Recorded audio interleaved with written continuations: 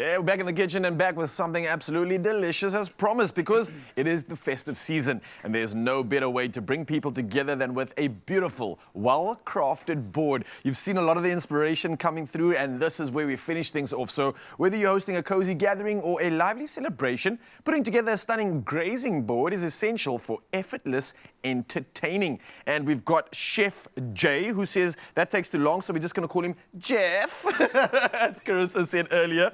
But listen, man, you have been really inspiring me with color, with texture, and with like sprucing up entertainment without the unnecessary effort. And I think you're absolutely nailing that. So what are we doing here and how are we putting it together? So basically, this is just a bunch of all of my favorite things. I'm not particularly a sweet tooth person, so when it comes to dessert, this is sort of my form of dessert. But I like what you're doing here, because you're still lending into some of the sweet sensations and those nuances, but naturally with like good fruits, vibrant colors as well. So this is like a nature boy dessert. That's what I'm going to call this one, Jay. Nicely nature done. Boy dessert. Yeah. Okay, great. So shall we go for it, nature boy? What's the plan though? Is there a plan, or can you get this wrong actually? You can't get this wrong. Nice. I think it's very easy to whip this up. It's actually, you just have to let it flow. Don't take it too seriously. At the end of the day, it's just about creating a moment where people can come together. And be present in that moment. So Exactly. this is what we made earlier, right? This is what we made earlier. I'm going to do a bit of a smear over here. Yeah. Okay. And I know it doesn't look great just yet. A couple of weeks ago, we did some roasted grapes with Chef Clem. So I've done the same thing here, just some roasted grapes with some honey Those and were balsamic. absolute hit. Oh, so just pop it straight on there. Pop that straight on there. So so automatically, you're sort of saying to your guests that the grapes go like with the dip. Guiding them through the Sort experience. of guiding. I mean, listen.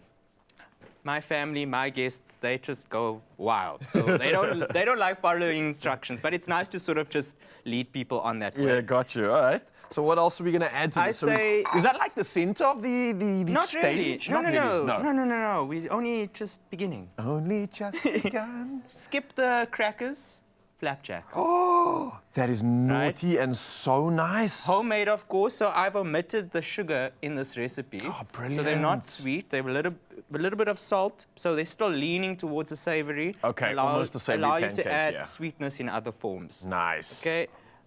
Beautiful camembert. What did you do with this one? So roasted in the oven with some honey. Oh my and you can just gosh, do a little look how you got that moment. like crust on the outside. Right. And then just, glazed it with honey, or let it like bathe in the honey for a bit? You let it bathe in the honey, you roast it in the oven, and it just transforms it into something a bit more special. And I was going to ask you, how do you get that sort of elevation on your board? Because like some people do it right, and some people do it just kind of like, bleh, you know, like bland.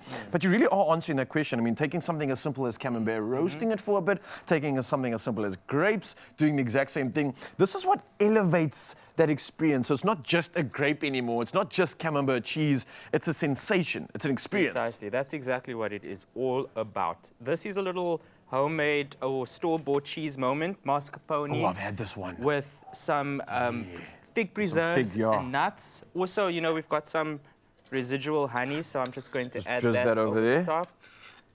And don't you think that this is quite a beautiful sort of, you call it like the cherry on the top, but that sentimental moment where when you serve this, you just come through with that last minute of like glazing. And it makes it a bit more interactive. Gives it that vibe, right? You know, and you know, this is also a little bit about storytelling. So I like to add something that's sort of a little bit reminiscent on a moment in my life. Some roasted pineapples. Obviously not just normal pineapples, we elevated them. Anyone who's been to KZN, you know, you go to Margate. Oh, and the spicy one, you go to Margate Beach, you get the spicy one. Yeah, bro. But you also get the cinnamon sugar one, so I'm going to put some cinnamon sugar over those. There you go. Weirdly enough, do you know where I actually saw that trend was at the Muizenberg Sunrise Beach Market. I know that guy. On a Sunday, there's a guy doing exactly that. He's got the spicy pineapple on a stick, so it's very authentic of that sort of Durban influence. I think he's actually come from Durban and brought that down to Cape Town. And he actually packages that little spice that he puts on it, which is amazing. So I knew there was something special about it. A little bit of a storytelling moment, you know, also again a point of conversation for your guests as well. Let me guess that these are not just your average slices of orange. What is this? No, these are nachos nachos, that are preserved. Of course. listen, Did you put in like a puree of sorts or if something? you no, it's literally just a simple syrup, preserved. So it softens the rind, so that becomes edible. So it's literally a beautiful moment that you How can long would you enjoy. sit that in for? Couple like overnight, night before maybe? No, couple of weeks, couple of Oh, weeks. okay. You gotta That's let it really simmer. gotta work. You gotta let it simmer. So this is something you should almost like have it as a pantry staple, Yeah, you know, along with some of your maybe like your gherkins and your Exactly. onions in I the mean, jars. I know so many people who make their own pickles. Yeah. So put it on your board. This then becomes your CV. This is what pickling is actually like a thing. I feel It's like we such should a have a thing. moment where we actually do like a pickle sesh, because it's a great way to preserve some of your like good stuff, especially if you buy in bulk. Great way to add and elevate at the same time, and it's so convenient when you're just popping it out of the jar and placing it on a board like this. Exactly. It's such a perfect addition. Man, this is coming together really, really well. And again, everything here is elevated. Everything here is providing somewhat of a touch or talking point, which elevates that experience that you're having with your guests, making it more conversational, making it more of a moment and a journey that you can transport them through as you go. So a reminder, Mzansi, you can get all this inspiration. There's a QR code, hopefully on your screens right now, that you can scan, and we'll put it up there right now so you can get all the recipe inspiration, all the good stuff from Jeff, that's Chef Jay over here, that has really truly shown us a way to just show off, elevate, and have a moment with your guests. This is exceptional, man. How good is that? Wow. And again, no thinking. While we're doing this, we're even having a beautiful conversational moment. You didn't even force yourself to use everything. And I think that's maybe the sentiment there, right? That definitely, and I think sometimes we over-cater. That's a huge problem. We're wasteful, we over-cater. So actually what's really nice is if you are buying cheeses, they come in little packages. So you could actually serve it on this. Once everyone's done, close it up, store it back, but also reel it in a bit.